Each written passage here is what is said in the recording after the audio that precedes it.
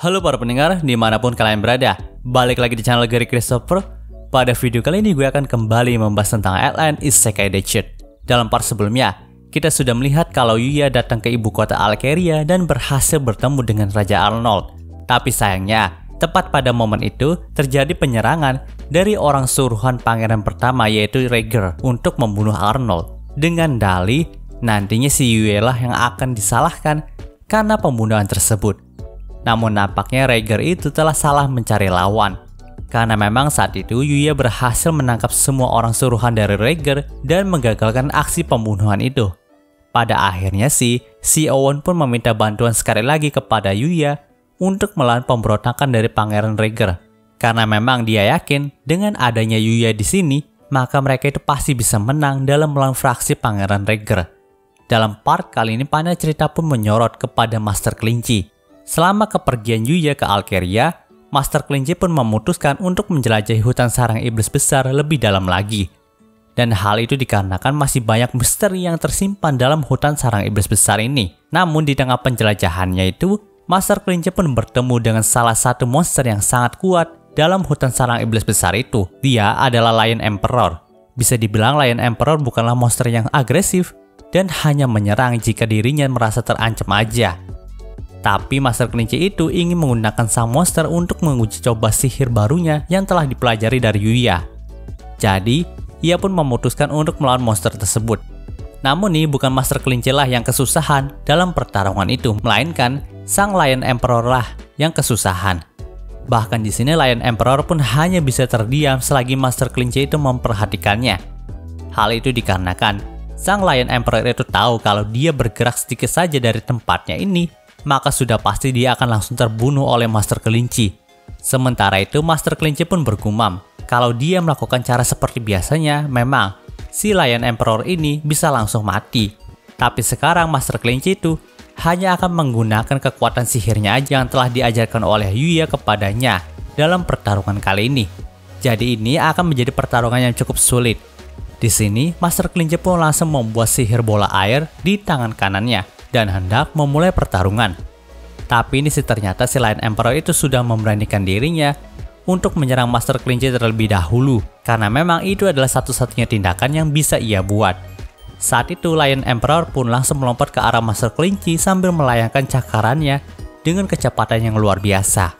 Di sini bahkan semua Black Tree yang terkenal akan kekerasannya itu sampai tumbang karena cakaran dari Lion Emperor. Lion Emperor juga sudah yakin kalau Master Kelinci itu sudah pasti tercabik-cabik karena cakarannya yang tadi.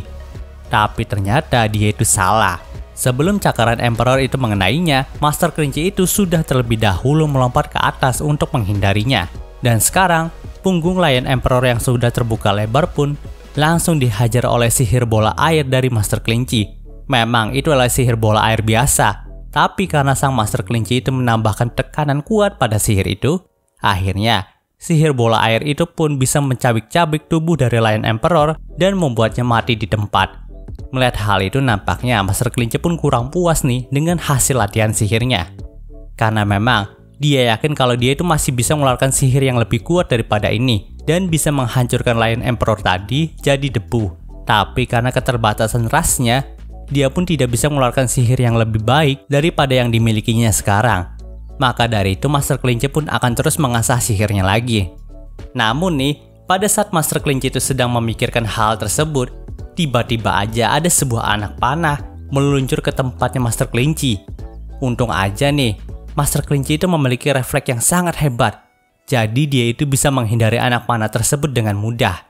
Setelah itu Master Kelinci pun melihat ke arah sekitarnya dan berkata kepada orang yang mengincarnya itu untuk keluar.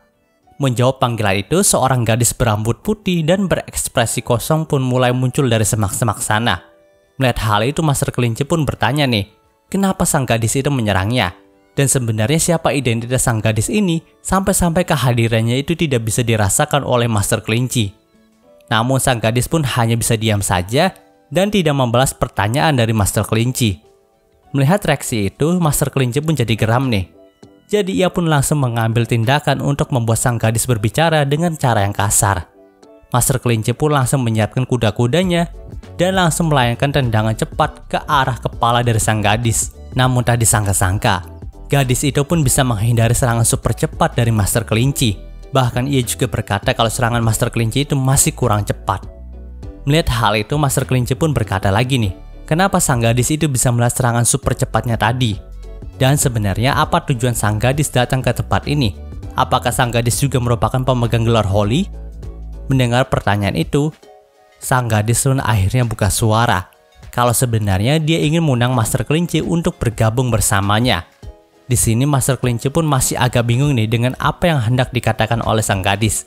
Lalu sang gadis pun memperjelas lagi dengan berkata, kalau dia ingin menghancurkan dunia yang sudah tidak ada harapan lagi. Dunia ini sudah tidak punya keselamatan lagi, jadi dunia ini tidak pantas untuk dipertahankan.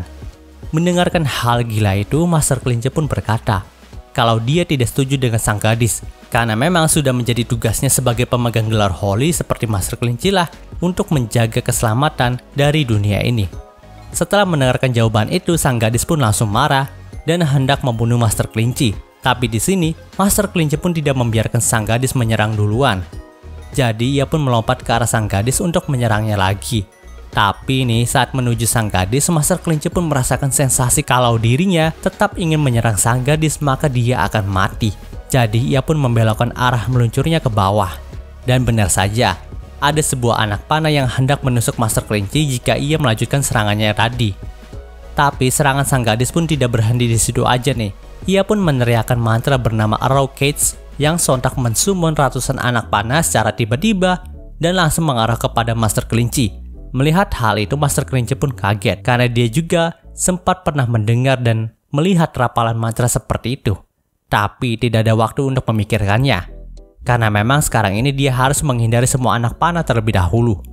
Dengan kecepatan yang luar biasa, ia pun menghindari sebagian besar anak panah itu. Tapi nampaknya anak panah yang terarah kepada dirinya itu terlalu banyak, sehingga membuat sang gadis yakin bisa membunuh Master Kelinci di tempat. Tapi nyatanya itu tidak berhasil karena Master Kelinci itu membuat pusaran angin yang mampu menghempas semua anak panah yang terarah kepada dirinya. Melihat hal itu, sang gadis pun langsung terkejut nih. Karena memang dia tahu Master Kelinci itu adalah pemegang gelar Holy yang hanya memiliki kemampuan Holy Kick dan Holy Roar. Tapi kok dia itu malah bisa menggunakan sihir gitu. Di sini, Master Kelinci pun akhirnya mengingat kalau mantra Arrow Cage tadi adalah mantra dari pemegang gelar Holy Archer. Tapi kenapa sang gadis itu menyerangnya dan ingin menghancurkan dunia walaupun mereka sesama pemegang gelar Holy gitu? Sang gadis pun tidak menjawab pertanyaan dari Master Kelinci karena memang dia masih keheranan dengan Master Kelinci yang bisa pakai sihir. Lalu di sini Master Kelinci itu nggak sengaja menyebutkan nama Yuya kepada sang gadis sebagai orang yang mengajarinya sihir. Maka dari itu sang gadis pun berkata kalau sekarang dia telah merubah targetnya. Dia akan mencari dan membunuh seseorang yang bernama Yuya itu terlebih dahulu sebelum membunuh Master Kelinci. Tapi untuk saat ini ia pun akan mundur terlebih dahulu. Mendengarkan hal gila itu lagi, tentu aja Master Kelinci pun tidak membiarkan sang gadis untuk lari. Namun sang gadis itu sudah mempersiapkan serangan anak panahnya lagi untuk menyulitkan Master Kelinci menangkapnya. Nah, karena Master Kelinci itu udah tahu celah serangan dari sang gadis, kali ini Master Kelinci itu bisa menghindari setiap serangan anak panah yang terarah kepada dirinya dengan sangat mudah. Tapi tak disangka, sang gadis pun mengeluarkan kemampuan aneh lainnya yang bisa menjegal langkah dari Master Kelinci. Dari sekeliling gadis itu keluar asap hitam yang menghalangi pandangan dari Master Kelinci, dan sang gadis pun dapat menghilangkan jejaknya dengan skill itu. Nah, di sini Master Kelinci pun jadi terkejut nih. Pasalnya, skill kabut hitam yang dikeluarkan oleh sang gadis tadi itu memiliki aura entitas evil. Nah, kenapa gadis tadi memiliki skill yang hanya dimiliki oleh Holy Archer, tapi malah memiliki aura dan skill lain yang dimiliki oleh evil juga? Di sini, Master Kelinci pun masih tidak percaya dengan apa yang baru saja ia lihat. Ia pun berspekulasi nih, sepertinya gadis tadi adalah pewaris baru dari gelar Holy Archer. Tapi kenapa dia itu malah mau menghancurkan dunia ini? Hal itulah yang masih belum bisa ditebak oleh Master Kelinci. Namun terlepas dari itu semua, sekarang ia pun berencana untuk mengajari Yuya sebagian besar lagi dari kemampuannya, supaya dia itu tidak terbunuh oleh gadis tadi. Karena memang Master Kelinci itu tahu kalau gadis yang tadi itu bahkan lebih kuat daripada Yuya untuk sekarang ini. Panel cerita pun berpindah ke karakter Yuya lagi nih. Saat itu, Yuya yang masih berada di istana Alkeria pun dikejutkan sama Lexia yang berkata nih, kalau mereka itu harus pergi jalan-jalan keliling ibu kota aja dan menyerahkan kasus percobaan pembunuhan ini kepada prajurit lainnya. tentu aja pemikiran gila itu langsung ditolak sama Luna, Owen, bahkan Yuya sendiri. Karena saat ini nyawa Lexia itu sedang terancam dalam bahaya, tapi dia itu malah mau keluyuran. Namun nih, ada aja alasan kuat Lexia buat ngejalanin ide gilanya itu. Ia pun berkata kalau mereka itu udah tahu pelakunya adalah Rager, kakaknya sendiri. Jadi bukankah tempat yang lebih aman untuk Lexia itu berada di luar istana dan bukannya di dalam istana? Karena kan pelakunya kan kakaknya sendiri gitu. Mendengarkan argumen itu, mereka bertiga pun tidak bisa menolaknya lagi. Tapi sebenarnya Owen itu tahu kalau alasan tadi cuma akal-akalan Lexia aja buat ngajak Yuya berduaan. Namun ya tentu aja si Owen dan Luna itu nggak akan membiarkan Lexia seenaknya berdua sama Yuya aja nih. Jadi waktu itu, Luna dan Lexia pun menggandeng tangan Yuya sambil mengelilingi ibu kota. Nah, si Owen juga ikut jalan-jalan sama mereka nih, tapi Owen itu berada agak jauh di belakang mereka sebagai pengawal aja. Ya di sini nasib Owen itu udah ngenes banget lah pokoknya. Nah, saat itu Yuya pun merasakan sensasi digepet aset dari Luna dan Lexia di kedua tangannya nih. Tapi tentu aja si Yuya itu masih bisa waras akibat skill pengendali pikirannya. Tadi sangka kondisi ibu kota saat itu cukup ramai, dan banyak sekali orang yang beraktivitas di sana. Dan setelah beberapa perjalanan, Yuya itu nampak tertarik untuk masuk ke guild petualang. Karena memang nih dia itu udah bergabung sama guild pedagang. Tapi nampaknya dia itu akan lebih cocok untuk berburu monster daripada menjadi pedagang. Mendengar keinginan itu, Luna dan Lexia pun langsung menarik Yuya ke sana untuk mendaftarkan diri. Karena mereka juga ingin melihat Yuya nantinya beraksi sebagai petualang. Nah, sewaktu di sana, mereka pun disambut oleh resepsionis cantik yang bernama Emilia, yang menjadi pemandu mereka saat itu. Dan pada awalnya si Luna itu pengen gabung ke guild juga sama Yuya nih, tapi nggak dibolehin sama Lexia. Karena memang kan si Luna kan udah jadi pengawal Lexia, masa dia itu mau gabung juga jadi petualang gitu. Mendengarkan hal itu, Luna pun berkata nih, kalau dia kan nggak mungkin jadi pengawal Lexia itu tiap hari. Dan pastinya dia juga punya hari libur kan, jadi nantinya dia hanya akan mengambil tugas sebagai seorang petualang di hari liburnya aja. Mendengarkan argumen itu, Lexia pun udah nggak bisa ngebantah lagi nih. Dan seperti adegan klise anime isekai biasanya, si Yuya itu mendapatkan ketenaran dari kekuatan cheat-nya, di mana ia berhasil menghancurkan kristal pengukur kekuatan sihir dan disamakan sebagai elf legendaris karena menguasai 3 elemen sihir sekaligus, yaitu air, api, dan angin. Padahal si Yuya itu hampir menguasai semua elemen sihir, tapi untungnya si Yuya itu masih sadar kalau dia menulis bisa menggunakan semua elemen di lembar pendaftaran itu, maka dirinya pasti akan disebut sebagai dewa gitu. Tapi pada akhirnya nih, si Yuya dan Luna pun tetap ditempatkan pada petualang peringkat F terlebih dahulu. Karena memang mereka itu harus berkontribusi dulu sebelum menjadi petualang peringkat tinggi. Nah, pada saat si Yuya dan Luna mengambil misi pertama mereka, si Yuya itu malah digodain dan mau diajak sama onesan penyihir yang bernama Greina. Tentu aja si Lexia dan Luna pun tidak membiarkan Yuya mereka diambil begitu aja. Karena ada Luna dan Lexia lah, si Yuya itu berhasil selamat dari terkaman Greina. Dan cerita di part ini pun berakhir. Oke, mungkin segitu pembahasan singkat dari light novel Isekai Decade-nya kali ini. Jika kalian suka video ini, jangan lupa untuk like, komen, dan juga subscribe ya, dan juga share, agar gue lebih semangat lagi dalam membuat video dalam channel ini. Terima kasih telah menonton sampai detik ini. Gue Gary Christopher, signing off.